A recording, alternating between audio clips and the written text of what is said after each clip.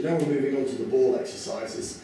These are a big step up from the leg press that we've used previously, in that now I'm having to work my whole body weight, in this case 90 kilograms. So on the leg press exercises that you may have watched, the weight I was working at was about 40 kilograms, so significantly less than my body weight.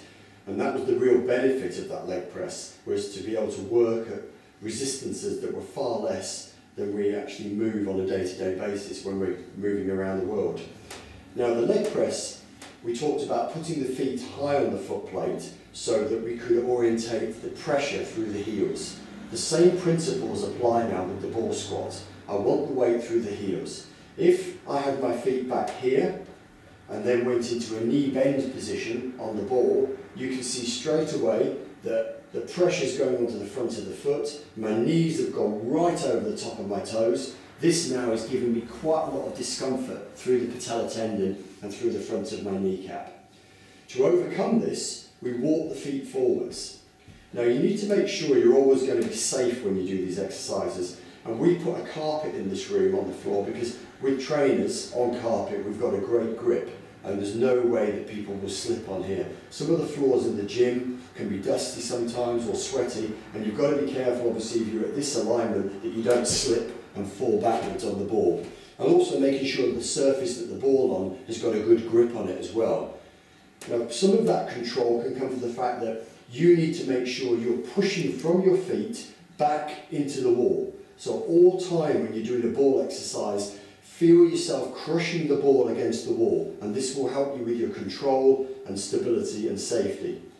So I'm going to orientate my feet forwards now. We're not sure whether this is the correct position at the moment until we actually do the exercise. And it is a little bit of trial and error to find out where the correct position for your feet will be. It will be different to mine if you're a different height, for instance. So if I drop down now into the correct squat position, you'll see my lower back stay straight on the ball. I'll bring my arms out of the way so you can see that. And as I lower down, I want the orientation of my shins to be perpendicular. At 90 degrees of bend, which is about there, I can raise the toes, showing that the weight is definitely on the heels. I've got a nice parallel position here with my thigh to the floor, and my back should be permanently on the ball. And in this position of the squat, there should be more pressure between me and the ball than there is when I'm back up here. So there's less pressure on the ball now, and as I sit into the squat, I push my hips back into the ball. Now having done this, we don't want to disappear under the ball. So this would be a poor position to go here, because my hips have disappeared under the ball, and it just looks wrong. Likewise, as I go down, we do want to keep the lower back in contact with the ball and not let the back deviate forwards in this position with a gap here. So this again will be poor because now my knees have gone forwards because my hips have come away from the ball and the weight is again on the front of the foot, giving me the pain in the front of the knee. So the correct position of the feet has to be that when you're in the squat position, you've got this nice 90 degrees at the hip, 90 degrees at the knee and 90 degrees at the foot and ankle, and that the torso is tall and straight on the ball. So the orientation of the exercise would be this. We drop down slowly to 90 degrees, toes are relaxed, and we push back up to, again to a fully straight position.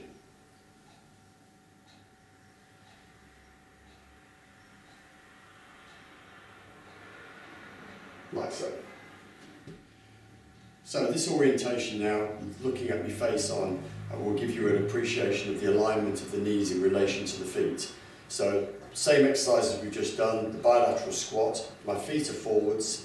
Again, the orientation of the feet should be the same width as the pelvis. So we don't want them overly too wide and we don't want them too narrow together here. So that sort of position is going to be ideal. It allows me to keep the weight on the outer borders of the feet and also through the heels. Now as I drop down, you'll see that the knees now stay in line with their respective foot, going down to 90 degrees. The toes are relaxed and I can push up in that way. What we want to avoid is this deviation of either both knees inwards like this, which then is what we call a valgus position, the weight rolling onto the inside of the foot, and this again is a really poor position for the knee. So we want to avoid that. Sometimes you'll find it happens with just one knee. in that the right knee here stays well in control, but the left knee has gone inwards. So again, that's not an ideal position. We want to keep the knees pushed apart so the weight stays on the outer border of the foot throughout the movement. Very often people will control this movement on the way down, and then as they go to initiate the push-up, the knee will do this little scooping action. Again, we must avoid that, so we need to focus all the time on keeping that alignment correct. Now, as a progression of the ball squat, and also to make it slightly more interesting, because it is a little bit boring being asked to do 4 sets of a certain number of repetitions of squats against the wall, we often suggest you can add in some upper body weights to improve the exercise a little bit. It adds a little bit to the balance that you require, and also you're getting an opportunity to tone up your upper body at the same time as you're doing your legs. Now, a couple of examples of exercises you might want to choose for this exercise would be shoulder press reps. So we go to this position, we know the legs are in the correct position, and as I go into my squat, I extend the arms upwards. And then as I come back up into the stance position, the shoulders retrieve the weights back.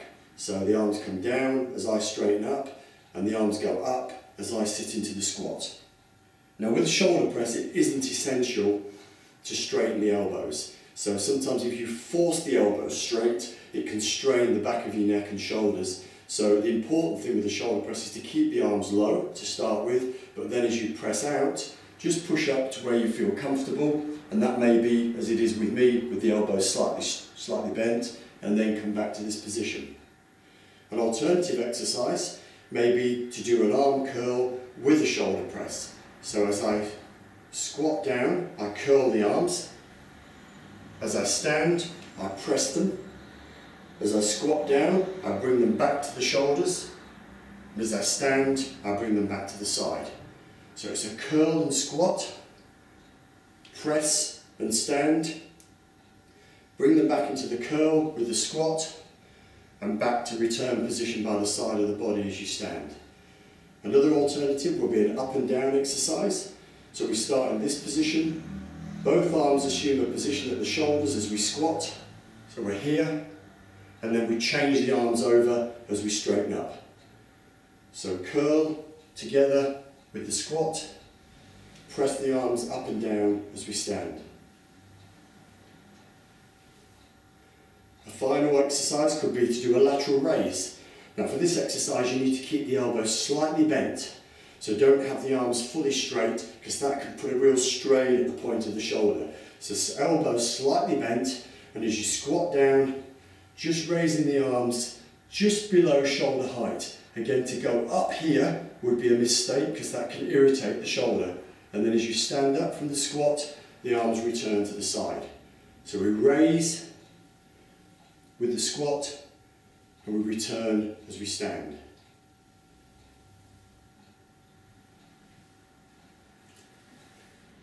Now, progression from the ball squat to challenge one leg slightly more and to give us a good stretch of the other leg is to go into a ball lunge exercise.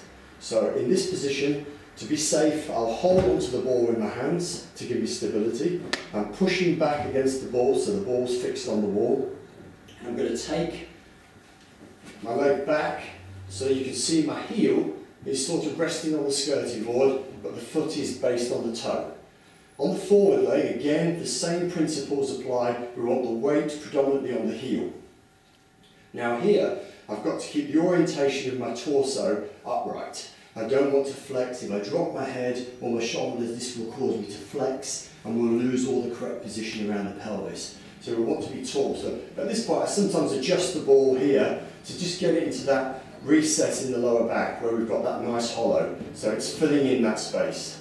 And now I'm going to drop down into a lunge stance like so. Normally I do it with my arms coming forwards like this. I'll keep the arms out of the way though so that you can see the position of the leg. So we drop down to the position where my rear shin, this left one, is now parallel to the floor. Now I can see looking straight ahead here that my knee is in perfect alignment with this foot. Now if I've got the correct position here, I should feel a really significant stretch through this thigh. Now this is not something to avoid, this is something that's beneficial. you're now getting a good stretch of the quadriceps and that mechanism that goes across the knee. And if you've had a knee problem, it will be something that this will be a tight position and it will feel quite uncomfortable, but it's something that we want you to feel. And by using this exercise, you will mobilize that tight muscle and it will feel more comfortable. So the working leg is very definitely the forward leg, because this is the one pushing me up and controlling the downward movement. But the leg that you will describe most of the symptoms in is going to be this rear leg, because that's the one that feels tight. So this is how the exercise will look. We drop down to parallel and back up. So with the arm correction, it's there and back up. There and back up. And every time I go down, there's a real pull through that left thigh, the one behind me. I then bring the leg forwards. So again, I'm in that correct position with the feet.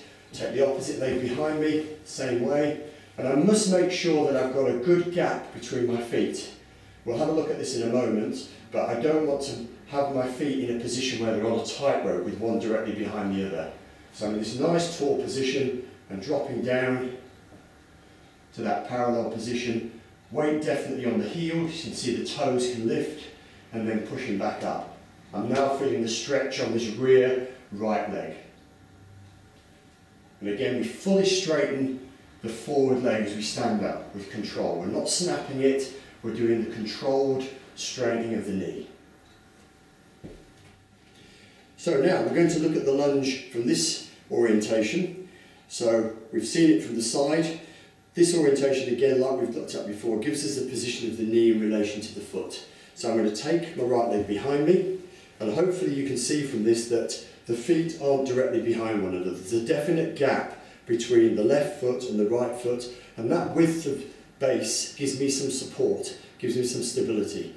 If you're finding when you're doing the exercise that you're losing control and you're losing balance, it may be that your feet are a little bit too narrow and you may need to get a bit more width between the two feet.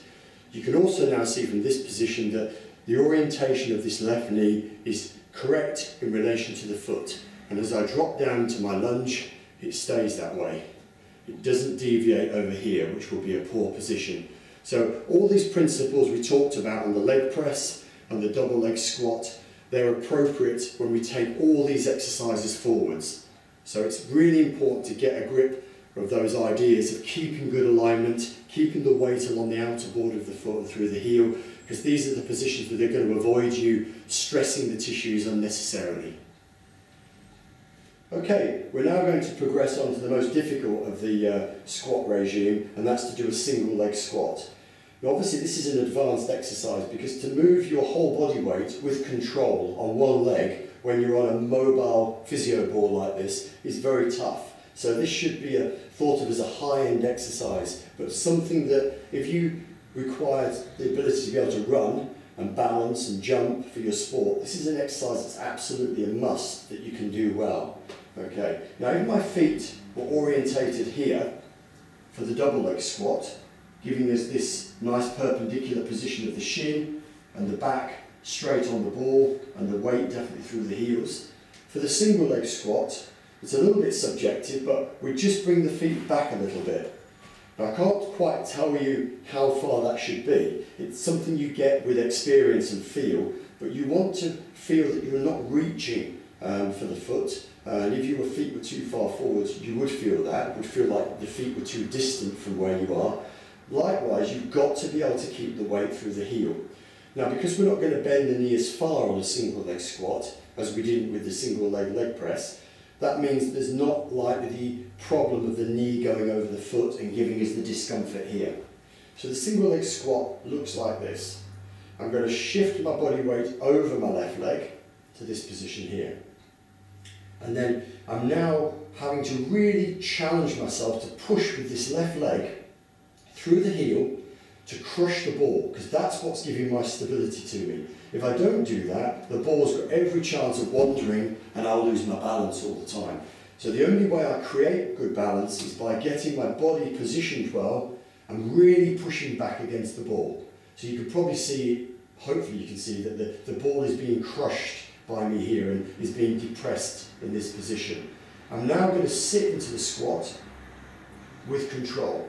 So again, the knee is orientated away from the toes are relaxed so they can wriggle, and I'm only going to bend to about 60 degrees and then I fully straighten.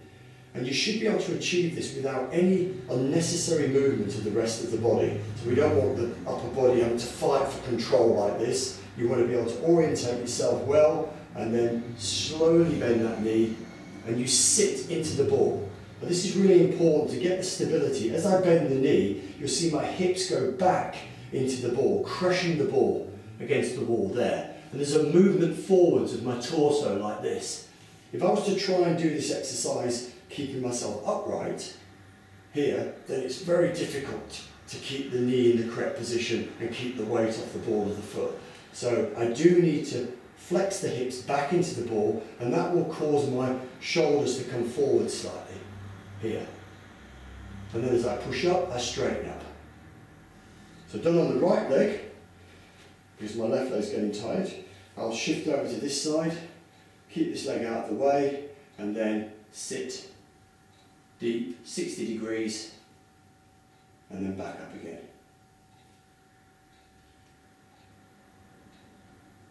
And all the time I'm fighting the control. I'm making sure that I've got good balance. Okay, the single leg squat, looking from this position, is the most important angle to look at, because it gives us the alignment of the body and it shows how we position ourselves onto the single leg. You can see I've started here with the correct width of the feet again, i.e. the same sort of width as my hips. I'm not as far forwards as I would have been for the double leg squat, as we just mentioned, and in order to orientate myself over to the left side, I keep the feet exactly as they are. A lot of people think, oh, I'll put one foot in the middle here and then I'll try and balance like this. And you can now see that that foot is right inside my hip, and it's very, very difficult for me to balance and looks just wrong. So we keep the weight orientated between both feet as for the double leg squat. I now move me over to the left, keeping the foot still. So the movement is there, like so. So I'll just show that again. Feet were orientated the same, both feet pressing down equally. I then move my body over to the left side, this way. Now it's really important that we get the hips across here.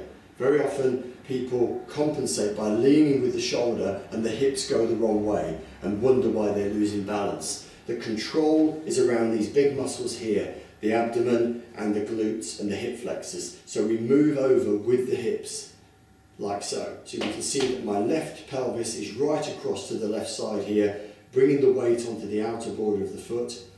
And the pressure between me and the ball now is very definitely on this right side, because I've moved over to the left. So now I've got to do the squat, keeping that knee in the correct alignment with the foot, like so. You can hear probably a crunch there. I don't know if it's been picked up, but again, that's my knee, since I had surgery on it, crunching away, but there is no discomfort whatsoever. So as I mentioned earlier, if we hear cracks and crunches and there's no discomfort, it's not a reason not to work. We should be working the knee, and we should be trying to improve the quality of the articular cartilage. And if we do so, it will probably reduce that crunching and cracking sound. If we just rest the knee out of fear that we're doing bad things, then the quality of the articular cartilage will get worse, it will soften, and the overall presentation of your knee will be worse. So just again, I'll go over to the right side, feet parallel, equal distribution of weight between the two. To move over to the right, I move me without moving the foot, bring the left leg off the ground, weights on the outer border of this right foot, pressure's now on the left side of the back, and I sit into the ball, keeping that right knee orientated in line with the right foot.